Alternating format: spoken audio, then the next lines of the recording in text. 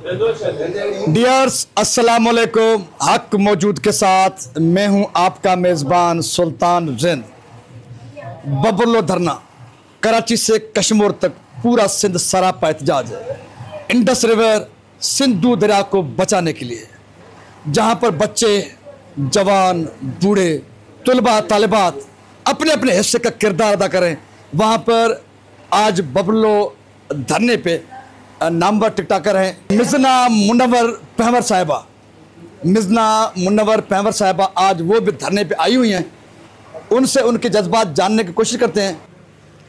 Hello हक मौजूद साथियों, और आज हमने सुबह से कराची से ट्रैवल करके यहाँ हम आए हैं और हम गवर्नमेंट से बस यही चाहते हैं कि वो अपना नोटिस जारी करे और जो 6 के ना लें उन्हें वापस लें। Thank you so much. Sindhi कौम को क्या पैगाम देंगे? जो खवातीन हैं, बच्चे हैं, आपकी तरफ टिकटाकर हैं, तो उन्हें भी मैं कहूँगी कि वो भी रोडों पर आए और अपने प्रोटेस्ट में पार्टिसिपेट करें और इन चीज़ों में आए ताकि हेलो थैंक यू।